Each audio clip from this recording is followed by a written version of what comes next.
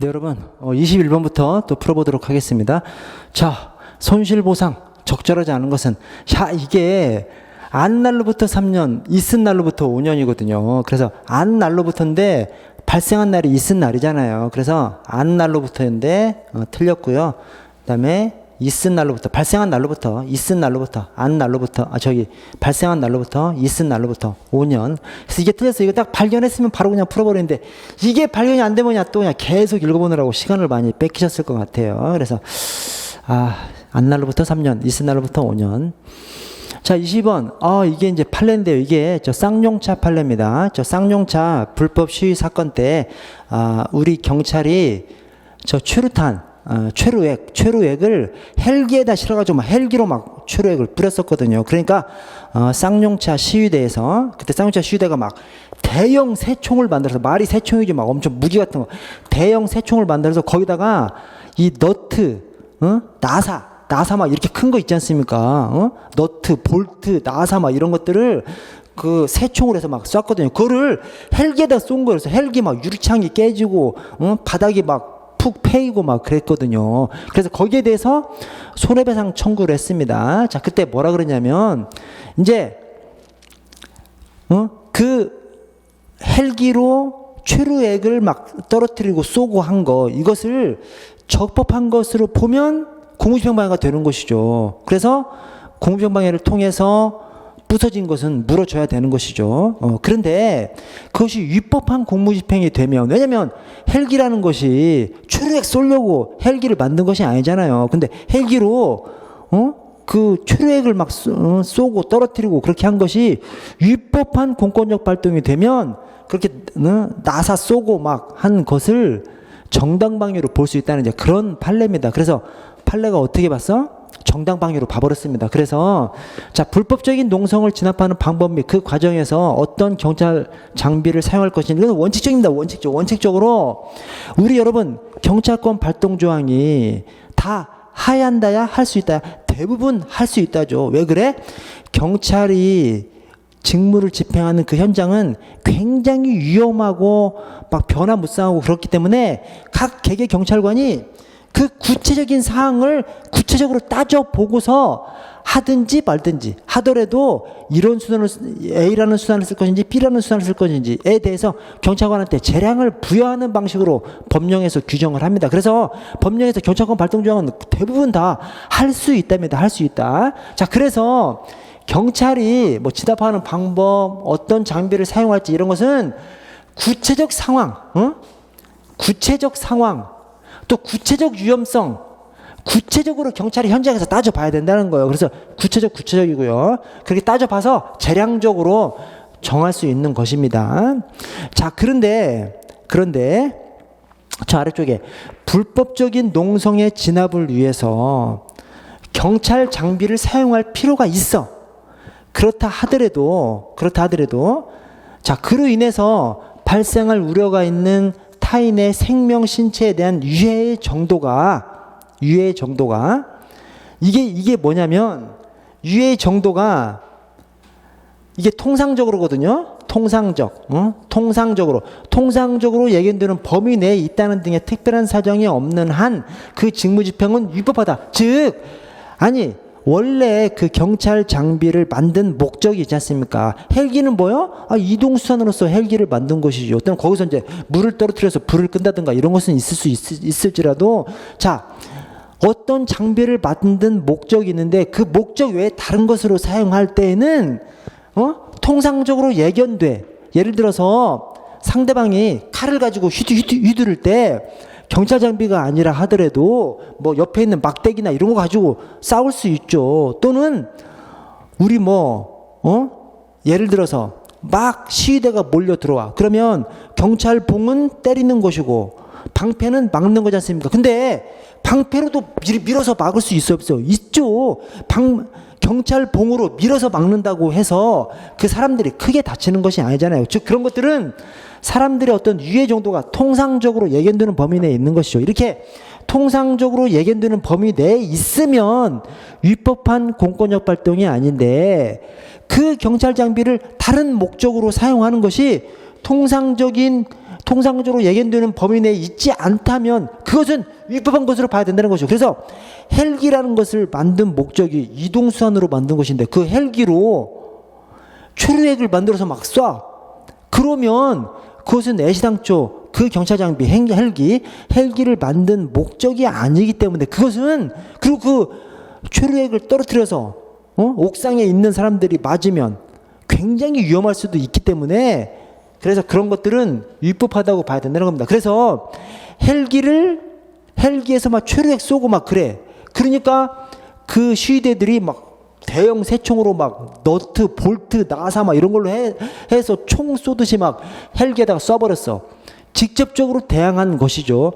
그것은 정당방위로 본다는 겁니다. 그래서 다음 페이지를 보시면 그래서 그렇게 진압 과정에서 경찰 장비를 위법하게 사용함으로써 헬기를 원래의 목적이 아닌 엉뚱한 목적으로 사용함으로써 그런 것은 직무수행이 적법한 범위를 벗어난 것으로 볼 수밖에 없다면 상대방이 그로 인한 생명 신체에 대한 위해를 면하기 위해서 직접적으로 대항한 것이죠. 직접적으로 헬기에서 막 옥상에 있는 사람들한테 최루액 막 떨어뜨리고 쏘고 엄청 위험하게 하니까 직접적으로 대항하는 과정에서 그 경찰 장비 헬기 유리창 깨부수고 볼트 자국 만들어 놓고 이렇게 한 것은 그것은 정당방위에 해당함으로써 적법한 행위다 이렇게 봤습니다. 그래서 구체적, 통상적, 직접적 이게 정답이 되겠습니다. 이것도 굉장히 어려운 거죠. 이게 우리가 못 봤던 거죠. 저 쌍용차 경찰 판례입니다. 이게 완전히 경찰 판례죠. 쌍용차에서 헬기를 시위 진압에 이제 투입시킨 그래서 막 최루액 헬기에서 막 떨어뜨려서 막 해버린 거예요. 그런데 거기에 대해서 판례가 위법한 공무집행이라고 그렇게 봤습니다. 그리고 거기에 대해서 항거함, 막 새총으로 볼트, 너트 막 쏘고 이렇게 한 거에 대해서 위법한 공무집행에 대해서 저항한 정당 방위에 해당한다라고 봤습니다. 자, 23번 국가배상법 경찰공무원 배상 책임에 대한 설명으로 가장 적절하지 않은 것은 여러분 이게 역시 공제외 실무종합 문제집에 이제 있는 건데요. 공제 실무종합 문제집에 있고 그래서 제 그 책들에 다 넣어놓은 사항입니다. 뭐 기본서건 어디에건 뭐 다 넣어놓은 사항이고 제가 삼순환 모의고사에서 2번이나 지문으로 다 다뤘었어요. 한 번은 이 자체를 틀린 지문을 해서 다뤘었고 또 한 번은 맞는 지문을 해서 다루기도 하고 이제 그랬었습니다. 그래서 자 형식적 의미의 법령의 근거가 없다면 경찰 공무원에게 위험을 배제할 자규무를 인정할 수 없어? 그렇지 않죠. 국민이 어떤 위험에 처해 있다면 국민이 어떤 위험에 처해 있어. 그리고 경찰권을 발동하지 않으면 그걸 해결할 수 없어. 그때는 형식적 의미의 법령에 근거가 없더라도 경찰한테는 그 위험을 배제할 자규무가 있다는 겁니다. 그래서 반대로 서술해서 틀린 지문으로 됐고요. 자, 24번 경찰 작용에 대한 판례 설명으로 적절하지 않은 것은 이게 저 함정수사 판례입니다. 함정수사 판례. 그래서 뭐 이건 뭐 다 맞췄을 거예요. 그래서 함정수사가 기회 제공형이 있고요. 그 다음에 범위 유발형이 있죠. 이 범위 유발형은 아니 범죄 저지르려고 생각도 안 하고 있는 사람 너 뽕 먹을래? 뽕 먹을래? 막 해가지고 그래 하나 줘봐 바로 그냥 검거해버려? 좀 너무하잖아요. 그것이 아니라 원래 뽕을 찾아다니는 놈이 있어. 걔한테 팔려고 하는 척하면서 접근해서 검거할 수는 있다는 거죠. 그래서 그렇게 기회 제공형은 적법한 함정수사고 이 범위 유발형은 위법한 함정수사입니다. 그래서 자 기회를 제공하는 것에 불과한 경우라도 위법하다? 아니죠. 기회 제공형은 적법한 것이고 범위 유발형이 위법한 것이고요. 자 25번 경찰작용에 있어서 행정성에 대한 설명으로 가장 적절한 것은 이거 제일 어려운 문제 중에 하나입니다. 역시 엄청나게 어려운 문제 중에 하나입니다. 더더군다나 개수형이에요. 개수형. 여러분 자 유임을 했으면 유임을 받은 사람이 피고죠. 그래서 경찰청장이 있고 A 경찰서장이 있어. A 경찰서장이 유임을 받았다면 피고는 A 경찰서장입니다. 그래서 A 경찰서장이 아니라라고 했으니 틀렸습니다. 유임을 받았으면 유임을 받은 행정청이 행정소송의 피고입니다. 그래서 틀렸고요. 자 나의 자 도로교통법 뭐 이 음주운전을 해가지고 면허 취소 처분을 받았어. 그때 행정심판을 거치지 않고 바로 행정소송을 제기할 수 있다?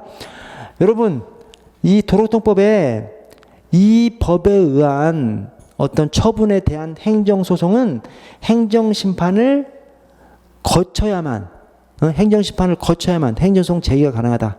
이렇게 표현을 하고 있습니다. 그래서 이 원래 행정심판은 행정소송 제기에 있어서 임의적 전치죠. 그래서 행정심판을 거치지 않고도 행정소송 갈 수 있습니다. 원칙적으로는. 그 대신 특정 법령에서 행정심판을 반드시 거쳐야만 행정소송 갈 수 있다라고 하면 거쳐야 되는 거죠. 그 법이 도로교통법도 거기 들어갑니다. 여러분 대단히 죄송합니다. 이게 제가 한 번도 설명드린 적도 없고 모의고사로 다룬 적도 없고 또 뭐 책에 있지도 않은 사항이에요. 참 죄송하게 생각합니다. 자, 다해 도로 외의 곳에서의 음주운전, 음주 측정 거부 등에 대해서는 형사처벌 가능하죠. 원래 도교법상 운전은 도로에서의 운전만 운전이죠. 대신 음주운전이라든가 뺑소니는 도로가 아닌 것도 포함하죠. 대신 이게 단속과 그 다음에 형사처벌 조항에만 적용되지 면허 행정처벌에는 적용되지 않습니다. 그래서 이 음주운전을 했어. 형사처벌은 가능한데 면허처분은 부과할 수 없습니다. 면허 취소 처분은 부과할 수 없습니다. 도로가 아니라면. 그래서 음주, 뺑소니, 도로가 아닌 것도 해당돼. 근데 그 뭐에만 단속과 형사처분에만 적용되는 것이지. 그래서 행정처분은 할 수 없습니다. 자, 26번 국자법. 와, 이 조직법이 이거 하나 나왔습니다. 아, 진짜. 이 경찰 조직법에서 낼 것이 얼마나 많은데 거기서 하나밖에 안 나와서 정말. 또 공무원법도 2문제밖에 안 나왔어요. 그냥 작용법에서 그냥 다 나왔습니다. 자, 국자법. 국수본부장 및 시도자치원장에 대한 설명으로 적절하지 않은 것은 자, 가나다는 맞고요. 저기 한번 볼까요? 자, 10년 이상. 그렇죠? 국수본부장 10년 어느 하나도 10년 이상 경력이 없다면 합산 2개 이상 합산해서 15년 이상이면 국수본부장 할 수 있죠. 10년 이상 맞습니다. 네, 국수본부장 탄핵소추의 대상으로. 그래서 국수본부장이 경찰청장은 치안총감, 국수본부장은 치안정감이지만 나머지 규정이 경찰청장이랑 유사한 것이 많아요. 그래서 이 국수본부장을 이 경찰청 안에다가 두기 때문에 경찰청장보다 계급은 하나 낮게 해놨지만 그 명예는 경찰청장하고 유사하게 그렇게 만들어놨습니다. 그래서 탄핵소추의 대상이고요. 또 임기 2년이고요. 중임할 수 없습니다. 이 중임할 수 없다. 이게 딱 국수본부장하고 경찰청장밖에 없습니다. 하나 더 말하자면 해경청장. 그래서 경찰청장, 해경청장, 그 다음에 국수본부장만 중임할 수 없어요. 그래서 맞습니다, 이거. 자, 근데 시도자경위원회는 위원장 1명을 포함한 7명의 위원으로 해요. 여기까지는 맞는데 위원장만 상임이야? 아니죠.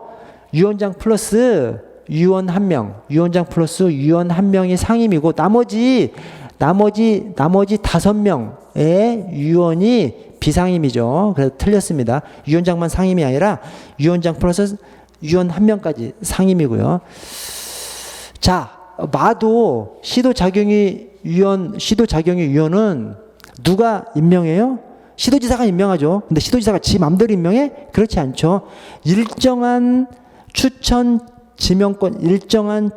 지명권자가 추천 지명한 사람을 시도지사가 임명하죠. 그래서 그 사람이 추회 국교도죠. 추회 국교도. 그래서 추의는 각 2명씩, 국교도는 각 1명씩 추천 지명하죠. 그래서 추의가 시도자경위원 추천위원회. 그다음에 시도의회에서는 각각 2명씩. 그다음에 국교도, 국가경찰위원회, 교육감, 그다음에 시도지사가 각각 1명씩 추천 또는 지명한 사람을 시도지사가 임명하죠. 그래서 뭐가 틀렸냐면 의회 2명 맞고요. 그 다음에 국가경찰위원회가 이게 2명이 아니라 1명이고 국교도니까 2명이라 아니라 1명이고요. 대신 위원추천위원회가 이게 2명이죠. 위원추천위원회가 2명입니다. 그래서 틀렸습니다. 자, 반은 맞는데 시도자경위원 자격은 5년 그 밖에죠. 5년, 그래서 여기 5년 5년 그 밖입니다. 그래서 시도 자격 요건은 5년 그 밖에. 저 국수본부장은 10년 두 개 이상 합산이 15년. 국가경찰위원회는 재용 요건이 2명은 법관 이거밖에 없습니다. 나머지는 없습니다. 2명은 법관 이것만 있어요. 국가경찰위원회는. 자, 27번 경찰공무원법. 자, 여기에 자, 가장 적절한 것은 1번에 자, 신규 채용할 때 1년간 15로 임용하고 그 기간이 만료된 날에 정규 임용이 만료된 다음 날이죠. 만료된 다음 날. 그래서 아까 다음 날부터 기산하는 거 사시 선정범 이게 두 문제의 지문에 나왔습니다. 그래서 제가 이거 사시 선정범 늘상 말씀드렸잖아요. 사망으로 인한 면직 다음 날 15 정규 임용 다음 날 선거 기간인데 대통령 선거 기간 후보자 등록 마감일 다음 날부터 선거일까지. 자, 정보 공개 결정 기간 연장 10일 이내 결정해야 되는데 그 결정 기간이 끝나는 날에 다음 날부터 10일 이내 연기할 수 있고요. 그다음에 범칙금 추가 납부 기간 원래 10일 이내 납부해야 되는데 끝나는 날에 다음 날부터 20일 이내 100분의 20을 얹어서 납부해야 되죠. 그래서 범칙금 추가 납부 기간. 자, 이렇게 사시 선정범. 자, 2번도 경찰공무원 복제에 관한 사항 대통령령이에요? 불령이죠. 제가 그래서 이게 시험에 많이 나와요. 복지 불령 요라고 말씀드렸지 않습니까? 복지 불령 뭐냐면 통상 법령 제정 체계가 법률에서는 대통령령으로 위임을 하고요. 대통령령에서는 불령으로 통상 위임을 하죠. 그런데 어떻게 법률에서 대통령령이 아니라 불령으로 위임한 사항이 있습니다. 그런 사항이 좀 돼. 그러니까 법률에서 대통령령으로 위임하죠. 대부분. 근데 법률에서 불령으로 위임하는 사항들이 좀 있어요. 간혹 있어요. 우리 이 경찰 안에서도 좀 있는데 그중에서 시험 나오는 것은 주로 복지불령 이것만 나온다니까요. 그래서 복지불령이 뭐예요? 복지에 관한 사항 경찰 공무원법에서 대통령령으로 위임하지 않고 불령, 행정안전 불령으로 위임해놨고요. 또 지구대파출소 설치 기준 국자법에서 대통령령으로 위임해놓지 않고 불령으로 위임을 해놨습니다. 그래서 복지, 불령 이렇게 숙지하라고 제가 그래서 복지에 관한 사항 대통령이 아니라 불령 그래서 틀렸고요. 그 다음에 자, 임용권자는 경찰 공무원이 해당 경과에서 직무를 수행하는 데 필요한 자격증 효력 상실됐어. 그래서 직권으로 면직할 때 징계위원회 동의를 받아야 돼요? 아니죠. 뭐냐면 폐휴자 불필요죠. 폐휴자 불필요. 뭐냐면 이 직권으로 면직할 때는 징계위원회 동의를 얻는 것이 원칙이에요. 대신 확실한 사유, 즉 폐휴자는 징계위원회 동의를 받을 필요가 없습니다. 폐휴자가 뭐예요? 폐직 과원, 그 다음에 휴직 미복귀, 그 다음에 폐휴차, 자격증 상실 등. 그래서 폐휴자 불필요. 아, 여기 자격증 딱 나오잖아. 그래서 직권 면직, 징계위원회 동의 딱 나오죠. 폐휴자 불필요. 그래서 그 암기문구로 1, 2, 3번 하면 그냥 바로 4번이 적절한 것이 돼버립니다. 그래서 암기문구로 그냥 다 해결하는 거였었고요. 자, 28번 징계위원회 회의에 가장 적절하지 않은 것은 자, 2번이 틀렸는데요.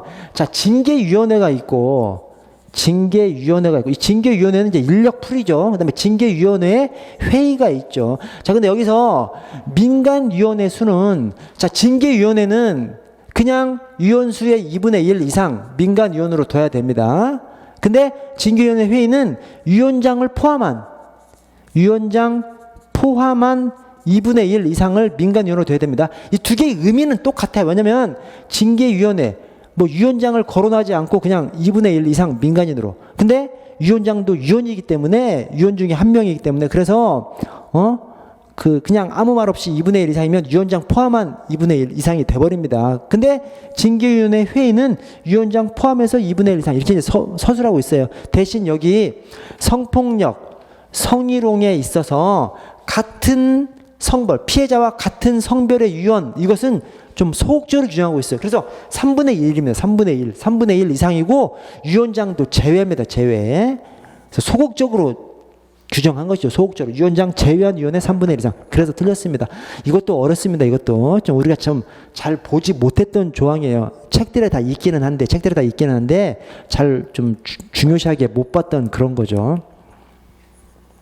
29번 정책결정 모델 참 어렵죠. 정책결정 모델. 제가 이 정책 결정 모델로 이 행정학 문제, 지금 행정학 안에 다양한 파트가 있는데 행정학의 중심이 정책학이거든요. 그래서 만약에 행정학 파트에서 좀 확장하면 이 정책 결정 모델이 나올 거라고 제가 예상은 했는데 이게 저기 좀 쉽지는 않아. 우리가 보지 않았던 용어들이 막 나오니까 그래요. 자, 엘리트 모델에 의하면 정책 결정에는 고도의 합리성을 기반으로 최선의 대안을 선택한다. 이게 뭐 이거 합리 모형이죠. 합리 모형. 엘리트 모델이 아니라 합리 모형입니다. 자, 엘리트 모델은 그냥 소수의 몇 사람이 그냥 결정해버리는 비민주적 의사결정을 엘리트 모델이라고 합니다. 독재자들이 그냥 결정해버리는 거. 소수의 집단이만 결정해버리는 거. 그 비민주적 의사결정 모델을 엘리트 모델이라고 하고요. 2번이 맞습니다. 이 사이버네틱스 모델이 자동 온도 조절 장치 말씀드렸잖아요. 자동 온도 조절 장치 또는 뭐 자동으로 이자율을 저기 통화량을 결정하는 거, 그 통화 정책 있잖아요. 그래서 특정 이자율을 맞춰놓고 이자율이 올라갈 것 같으면 이자율 목표를 정해놓은 다음에 이자율이 올라갈 것 같으면 돈을 확 풀어버리고 이자율이 막 떨어질 것 같으면 돈을 시중에서 땡겨버리고요. 그렇게 결정하는 것이, 그래서 이자율을 결정하면서 통화량을 결정하는 거. 그 다음에 자동 온도 조절 장치, 이런 것들이 사이버네틱스 모델에 좀 예시로 들을 수 있습니다. 그런데 그것이 스스로 자동으로 조정해 나간다고 가정하죠. 그래서 2번이 맞고, 자, 3번은 이 혼합탐사 모델은 합리 모델의 비현실성과 점증 모델의 보호성을 극복하기 위한 이게 최종 모형입니다. 최종 모형. 그래서 혼합탐사 모형은 그냥 합리 모델과 점증 모델을 결합한 것입니다. 그래서 혼합탐사 모델은 혼합 모델 또는 혼합탐사 모델은 기본적인 결정은 합리 모형으로, 부분적인 결정은 점증 모형으로 결정하는 것이 그냥 혼합탐사 모델입니다. 그래서 두 가지를 다 이렇게 극복하기 위한 모델은 최종 모형입니다. 최종 모형. 자, 4번의 관료정치 모델에 의하면 정책 결정 시 정책 합리성을 기반으로 기존 정책의 문제점을 부분적으로 수정하거나 약간의 향상, 이것은 점증 모형이죠. 점증 모형. 이것은 점증 모형이고, 저 관료정치 모델이 앨리슨의 모델 1, 2, 3, 그래서 앨리슨의 모델 1, 모델 2, 모델 3가 합리 모형, 조직 과정 모형, 그 다음에 관료 정치 모형, 이 세 가지가 있습니다. 근데 그때 관료 정치 모델은, 자, 합리 모형은 조직 전반에 조직의 대안을 선택하는 것이고요. 그 다음에 조직 과정 모형은 조직의 중하위에서 자기 부서의 이익만 추구하다가 어디 결정된 거, 이것이 조직 과정 모형이고요. 마지막으로 관료 정치 모델은 최상층부에 있는 사람들이, 주요 행위자들이 그냥 뭐 정치적으로 막 우여곡절 끝에 자기 이익을 위해서 우여곡절 끝에 어떻게 그냥 우연히 딱 결정되는 거. 그래서 쓰레기통 모형하고 조금 비슷한 것이 관료 정치 모델입니다. 그래서 서로 각자 그냥 주요 최상층부에 뭐 대통령, 국방장관 이렇게 몇 사람들이 자기 이익을 위해서 막 그냥 하다가 정치적으로 어떤 것이 딱 그냥 결정돼 버리는 거. 그래서 쓰레기통 모형과 좀 유사한 것이 관료 정치 모델입니다. 그렇게 이렇게 뭐 약간의 향상, 타협하고 협상하고 부분적으로 수정하거나 약간의 향상된 결정을 하는 거, 이것은 점증 모형입니다. 그래서 29번도 엄청 어려운 문제입니다. 엄청 어려운 문제고, 자, 30번 경찰 조직의 편성 원리. 자, 4번이 틀렸는데 통솔범위 원리. 통솔범위 원리가 뭐죠? 한 명의 상관이 몇 명의 부하를 거느릴 수 있는가, 이게 통솔범위 원리입니다. 근데 통솔범위 원리라고 해놨는데 몇 명을 거느리는 것이 가장 적합한가, 그 마법의 숫자는 제시해주지 않고 그냥 이럴 때는 통솔범위가 늘어나고 저럴 때는 통솔범위가 줄어들고 이런 것만 그냥 설명해 줍니다. 자, 그런데 업무의 종류가 단순할수록 통솔범위가 좁아져. 통솔범위가 좁아진다는 것은 더 적은 인원을 거느린다는 것이죠. 근데 업무 종류가 단순하면 많은 사람을 거느릴 수 있죠. 그래서 통솔범위가 늘어나죠. 늘어나. 그래서 우리 뭐 단순 조립 업무 이런 것들은 막 몇백 명도 관리자 한두 사람이 다 관리할 수 있는 거죠. 자, 그리고 계층의 수가 많을수록 통솔 범위가 넓어져 좁아지죠. 왜 그래? 계층의 수가 많으면, 계층의 수가 많아버리면, 이 두 단계만 있으면, 그래서 100명이 있어. 그러면 한 20여 명씩, 20여 명씩, 20여 명씩, 20여 명씩 있는 거지 않습니까? 근데 계층 수 하나 더 늘어나. 그러면 10몇 명씩으로 쪼개질 수밖에 없는 것이죠. 그래서 계층 수가 많아지면 통솔 범위가 좁아집니다. 즉, 한 명의 상관이 거느리는 부하의 숫자가 적어지는 것이죠. 자, 직업 공무원 제도에 대한 설명이다. OX. 여러분, 직업 공무원 제도가 뭐예요? 제가 수업 시간에 이 말씀 드렸습니다. 자, 직업 공무원 제도가 딱 행정학 교과서에 이렇게 나와요. 젊은 남녀가 공직을 매력적인 것으로 여겨서 젊어서 공직에 들어와서 이 평생 어떤 인생 발전 수단으로 이 공직을 활용하는 것이, 그것이 직업 공무원 제도입니다. 즉, 젊어서 들어와서 평생 헤쳐먹을 수 있게 만드는 것이 직업 공무원 제도입니다. 그래서 직업 공무원 제도는 젊어서 들어와서 평생 해야 돼. 그래서 직업 공무원제는 기본적으로 나이 제한이 있고요. 그 다음에 폐쇄형으로 운영합니다. 이 폐쇄형으로 운영한다는 것이 나이 제한을 해버리니까 공직의 중간에 막 외부에서 들어오는 것을 허용하지 않는 거죠. 그것이 직업 공무원제입니다. 자, 그래서 직업 공무원제는 뭐 신분보장, 정치적 준비, 개방형 인력 충원이 아닙니다. 폐쇄형입니다. 폐쇄형. 왜냐? 젊은 사람이 들어와서 평생 헤쳐먹어야 되기 때문에, 그래서 조직의 중간에 외부 충원을 허용하지 않는 거죠. 그걸 이제 폐쇄형이죠. 자, 그리고 2번은 맞고요. 자, 나는 맞고 다해. 직업 공무원 제도는 장기적인 발전 가능성을 선방 기준으로 삼고 있어요. 왜냐하면 평생 해먹으니까 꼭 뭐 지금 뛰어나지 않아. 이거보다도 장기적인 시각을 가지고 고용합니다. 자, 그런데 직위분류제가 계급제보다 직업공무원제도의 정착이 더 유리하다? 아니, 직위분류제는 기본적으로 개방형 임용을 하잖아요. 계급제는 폐쇄형 임용을 하고, 그래서 폐쇄형 임용을 하는 계급제가 더 적합합니다. 직위분류제가 아니고요. 그래서 틀렸고요. 자, 직업공무원제도는 행정의 안정성과 동일성 확보 용해. 여기 맞아. 예. 그런데 외부 환경 변화에 신속히 대응해? 아니, 직업공무원제도는 젊어서 들어와서 평생 해먹어. 그래서 조직의 중간에 외부의 충원을 허용하지 않습니다. 그냥 밑에서 그래서 조직의 첫 밑이나 또는 밑하고 중간하고 딱 어떤 두 개 정도에서 외부 충원을 허용한다면 나머지 중간에서는 외부 충원을 허용하지 않는 것이죠. 그래서 그렇게 폐쇄형으로 조직을 운영하기 때문에 외부 환경 변화에 둔감해지는 것이죠. 그냥 자기들끼리 젊어 들어서 평생 헤쳐먹어. 외부 환경 변화는 신경 쓰지 않는 조직이 돼버리는 것이죠. 그래서 그것을 외부 환경 변화에 신속하게 대응하는 것이 아니라 외부 환경 변화에 둔감한 조직이 돼버리는 것이 직업 공무원 제도입니다. 자, 32번. 자, 국가재정법.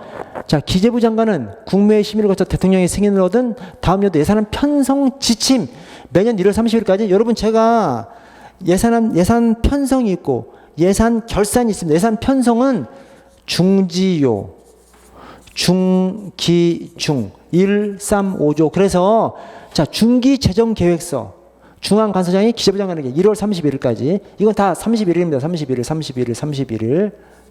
자, 그래서 예산 편성 지침 기재부 장관이 중앙간서장에게 3월 31일까지. 그래서 중지요 지침, 중지요, 중기중 1, 3, 5. 그래서 3월 31일까지 틀렸습니다. 그래서 자, 나의 중앙관서장은 예산의 목적 범위 안에서 재원의 효율적 활용을 위해서 자, 국무회의 심의를 거친 후 대통령의 승인을 얻어서 전용할 수 있다. 이용이 있고 전용이 있죠. 자, 이용은 입법 과목 간에 바꿔서 쓰는 것이 이용이고, 전용은 행정 과목 간에 바꿔서 쓰는 것이 전용입니다. 자, 입법 과목은 뭐야?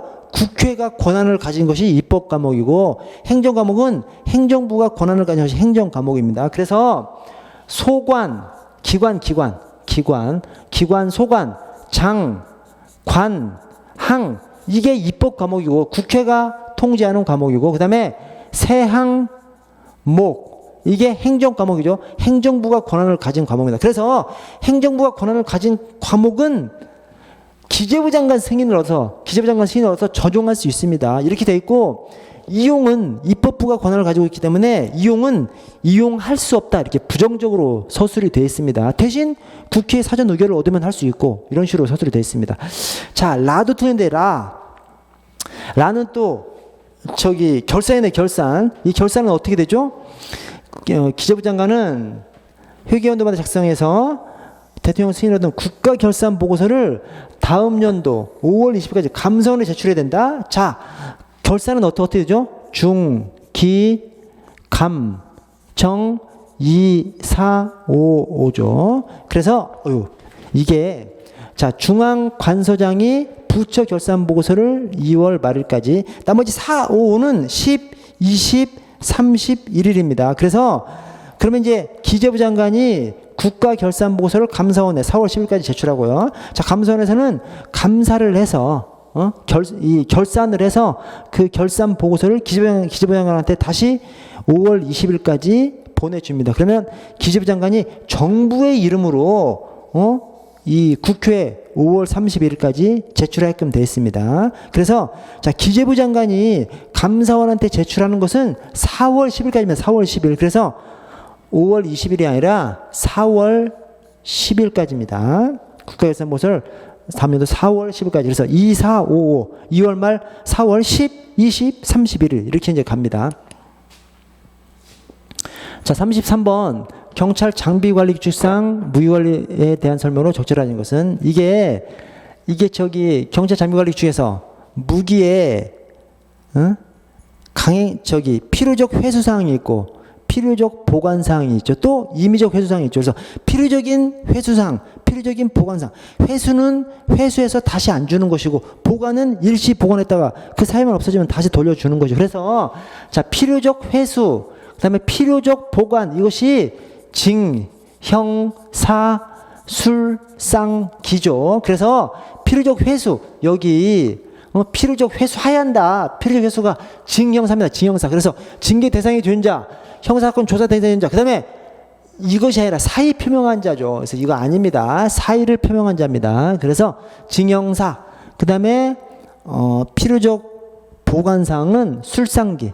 그래서 필요적 보관, 필요적 회수, 필요적 보관 또는 강제 회수, 강제 보관이라고 하죠. 강제 회수, 강제 보관 사항이 징형사, 술상기, 징형사, 술상기.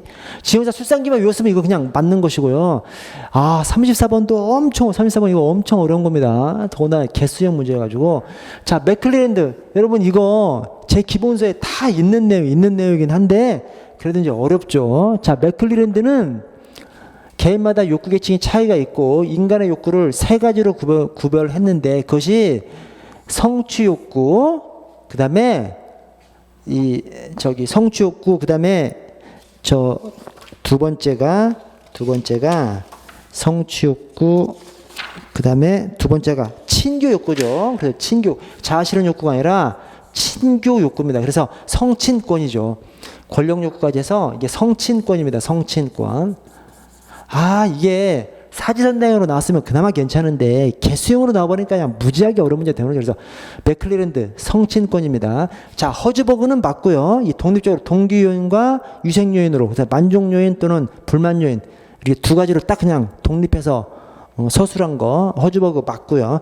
자, 이 맥그리거 해놓고 5단계 욕구론, 5단계 욕구 개층, 이건 맥그리거가 아니라 메슬로우죠. 메슬로우. 그래서 다는 틀렸고요. 잘 나가. 엘더퍼가 ERG 이론은 맞아. 엘더퍼가 ERG 이론은 맞는데 대신 ERG의 R이 리스펙트가 아니라 릴레이티드니스라고 해서 관계 욕구죠. 그래서 엘더퍼는 ERG 이론인데 ERG가 생존, 존경이라 관계입니다. 관계. 릴레이티드니스 관계. 그다음에 성장 이렇게 됩니다. 그래서 생관성이죠. 생관성. 성친권, 생관성, 성친권, 생관성 이렇게 됩니다. 아, 제일 어려운 문제에서 제일 어려운 문제. 35번도 어려운 문제. 35번도. 지역경찰 조직 운영 규칙상 경찰서장이 정하는 것으로 적절한 것은. 자, 경찰서장이 정하는 것. 자, 순찰팀의 수는 시도청장이 정하죠. 왜 그래?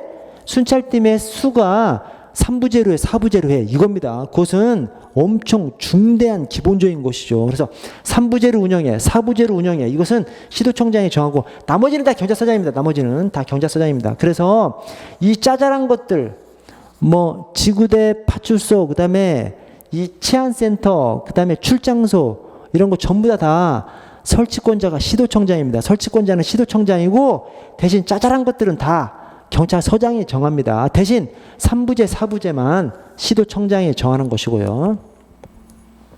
자, 36번 아동학대처벌법. 자, 적절한 것은 1번 제가 하면서 좀 많이 강조했던 건데 뭐냐면 1번에 이게 출제 포인트가 3가지거든요. 뭐냐면 피해 아동에게 고소할 법정 대리나 친족이 없는 경우에 이해관계인 신청하면 검사는 20일 아니라 10일 이내 고소할 수 있는 사람을 지정해야 한다. 가행 규정으로. 그래서 검사는 10일 이내 지정해야 한다. 좀 많이 좀 강조 드렸던 것이고요. 그래서 1번 틀렸고요.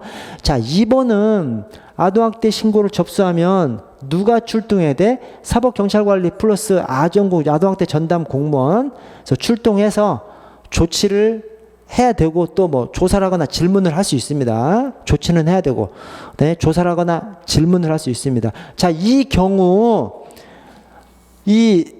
사례 관리를 위한 범위에서만 이게 뭔 말이에요? 아동 보호를 위한 범위에서만 조사해야 하는 존재는 사경 관리가 아니라 아전공이죠. 사법 경찰 관리는 수사 목적으로도 할 수 있고 그래서 사경 관리는 제한 없이 다 조사할 수 있고 아전공은 사례 관리를 위해서만 즉 아동 보호를 위해서만 이 조사해야 합니다. 그래서 저것이 사경 관리가 아니라 아전공한테만 해당하는 것을 사경 관리로 엮어놔서 이제 틀렸고요. 자, 그리고 법원은 아동학대 행위자에 대해서 아동학대 치료 프로그램 이수 명령을 병고할 수 있습니다. 200시간 범위 내에서. 근데 이때 선고유예는 제외합니다. 선고유예는 제외. 그래서 이 선고유예가 나오는 경우가 뭐 특별히 참작할 사유가 있는 경우잖아요. 그래서 특별히 참작할 사유가 있는 경우에는 이 이수 명령을 병고할 수 있다. 여기 해당 사항에 들어가지 않습니다. 그래서 선고유예는 제외합니다. 선고유예는 제외. 자, 37번 스토킹 처벌법 잠정조치. 제가 저기 가정폭력 처벌법 그다음에 이거를 저기 가정폭력 처벌법이 있고요. 그다음에 아동학대가 있고요. 그다음에 스토킹이 있습니다. 이것이 어떻게 되냐면 자, 응급조치, 그다음에 긴급 임시조치, 그다음에 임시조치가 있죠. 근데 이것이 스토킹 처벌법에서는 응급조치, 긴급 응급조치, 그다음에 다른 데서는 임시조치가 스토킹 처벌에서는 잠정조치죠.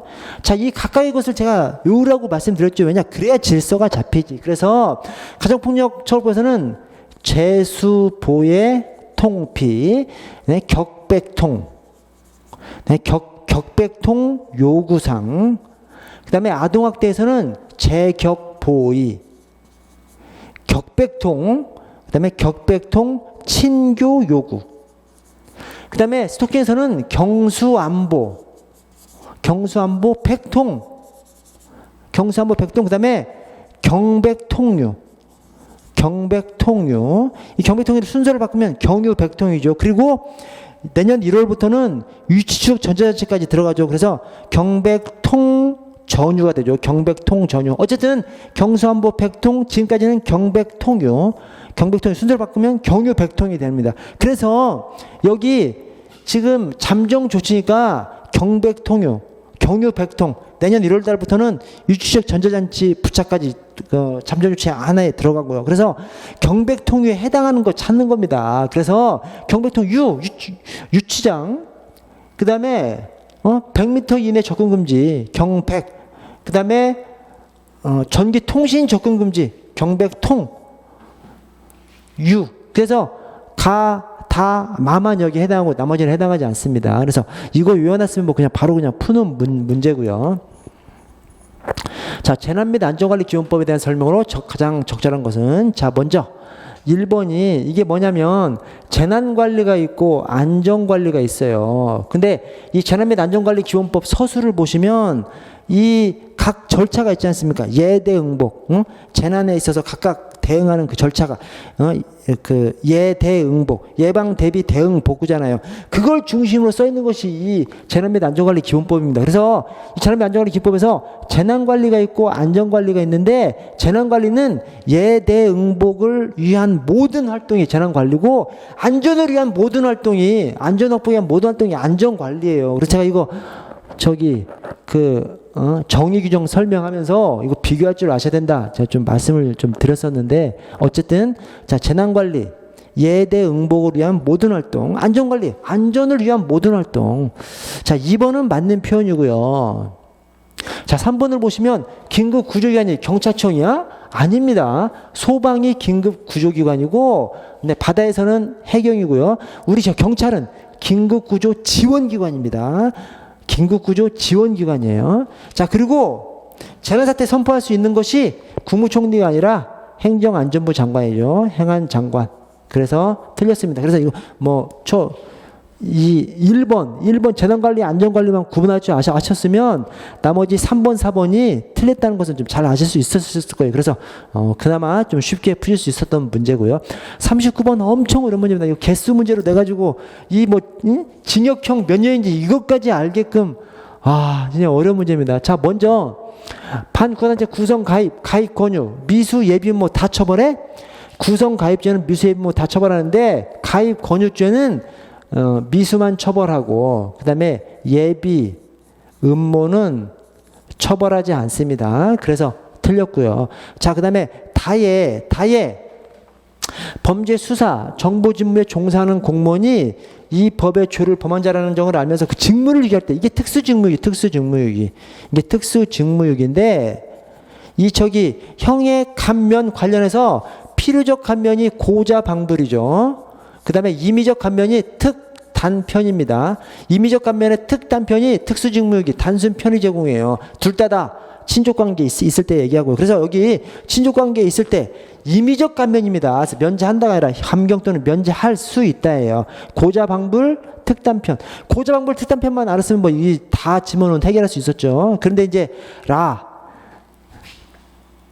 반구단체 그 구성원의 지령을 받기 위해서 또는 그 목적 수성을 위해서 협의하기 위해서 잔입항을 탈출. 즉 특수잔입 탈출.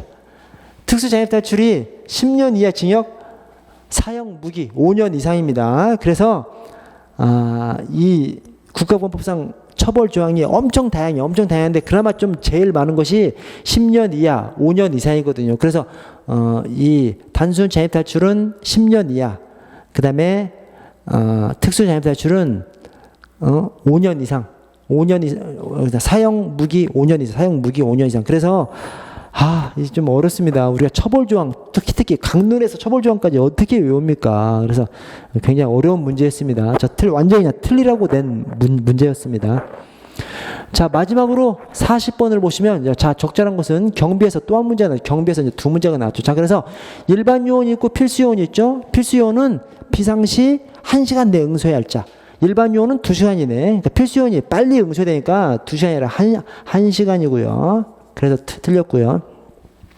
자, 이번에 재난이 경작 안수 교제죠. 그다음에 안수 그다음에 교제. 경작 안수 교제인데 그중에서 교통비상이 소관이 어디야? 교통소관 당연히 교통소관이죠. 그래서 치안 상황을 넣어서 이제 틀렸고요. 자, 3번에 경계 강화 발령 시 별도의 경영동원 없이 여기까지는 맞아요. 근데 특정 분야 근무를 강화하며 지휘관 참모는 정위치야 지휘선상입니다. 지휘선상. 그래서 이게 어떻게 되냐면 갑호 비상이 있고 을호 비상이 있고 병호 비상이 있고요. 자, 경계 강화가 있고 그다음에 작전 준비 태세가 있습니다. 자, 그런데 이게 어떻게 되냐면 갑, 을, 병이 제가 이거 엄청 외웠잖아요. 중중억. 그다음에 착정 정지죠. 그다음에 이것만 외우는 거죠. 중중억 착정 정지. 그다음에 경력 동원은 그냥 100%, 50%, 30% 이내 동원할 수 있습니다. 이것은 그냥 자동적으로 연결되니까 외우실 필요 없고 중중억 착정 정지만 외우는 거죠. 이게 뭐요? 연가 중지 억제. 그다음에 지휘관 참모 근무 방식이 정착 근무, 정위치 근무, 정위치 또는 지휘선상이에요. 그래서 나머지 하나하나 끝나는 것은 밑으로 안 내려와. 그래서 연가 중지 억제 없습니다. 연가 그냥 가면 되는 거. 이 아래 경계 강화하고 작전 준비 태세는 연가 그냥 가면 되는 것이고 경력 동원도 별도 경력 동원 없습니다. 대신 맨 끝에 두 개가 있는 여기서 하나가 내려오죠. 그래서 경계 강화만 지휘선상 유치 근무입니다. 이 뒤에 있는 거 지휘선상 유치 근무. 그래서 여기 어디야 정유치가 아니라 지휘선상 유치 근무입니다. 그래서 4번이 맞습니다. 여러분 이렇게 해서 개략적으로 좀 해설을 마치고요. 지금 이 너무 좀 경찰학이 저 앞쪽에 그냥 어려운 문제가 막 밀집해 있어가지고 멘붕이 되신 분들이 많은데요. 그렇게 해서 혹시 시험을 잘못 본 분이 계셔. 근데 그 분들께서 내년에 또 경관 시험을 준비하려고 하시면 너무 좌절하지 마시고요. 이 시험이라는 것이 한 번 잘못 봤는데 그 잘못 본 것을 막 원인을 꼭 찾으려고 해. 근데 그 원인이 찾아질 때도 있지만 안 찾아질 때도 있거든요. 원인을 못 찾았는데 어떻게든 막 뭔가 바꿔보려고 그래. 그게 안 맞을 때도 있습니다. 그래서 우리가 똑같은 사람인데 어떤 때는 모의고사 보면 막 쫙그리 맞아버리고 찍은 거 쫙그리 맞아버리고 또 어떤 때는 모의고사 볼 때 찍은 것이 그냥 싸그리 틀려버리고 막 그렇게 되거든요. 그래서 나는 변함이 없는데 운이 좀 나빴다 이렇게 생각할 수도 있습니다. 그래서 시험을 좀 잘못 보셨다고 해서 내년에 또 준비해야 되는데 막 대든 뭐 어떤 막 혁명적으로 뭐 방식을 바꾸려고 그래. 그게 안 맞는 경우가 많습니다. 그래서 그냥 시험은 여러 과목이 있잖아요. 여러 과목 중에서 예를 들어서 5과목이 있다면 한 두세 과목, 서너 과목 정도는 그냥 문제집 하나로 그냥 밀어붙여. 나머지 또 한 절반, 두세 과목은 문제집 플러스 이론서 하나를 붙여서 그렇게 준비해 나가. 그래서 과목의 성격별로 기출문제에서 많이 나오는 것은 그냥 문제집으로 그냥 때려버리는 것이고, 기출문제보다는 조금 더 넓게 나오는 것은 이론서를 하나 더 붙여주는 것이고, 그걸로 끝까지 이렇게 밀어붙이시면 됩니다. 여러분 뭐 대단한 방식 또는 막 엄청나게 양을 벌리려고 하면 그건 이제 진짜 늪으로 빠져버리는 것이니까 좀 주의하시고요. 시험 치르시느라고 정말 고생 많으셨고, 앞으로도 좋은 결과 있으시기 바라고, 또 설사 좋은 결과가 없다 하더라도 의기소침하지 마시고 뭐 어떤 방향으로더라도 뭐 제3의 길로 가셔도 좋고, 그대로 수험생활을 하신다면 다시 희망을 품고 화이팅 해 나가시기 바라겠습니다. 고생하셨습니다. 감사합니다.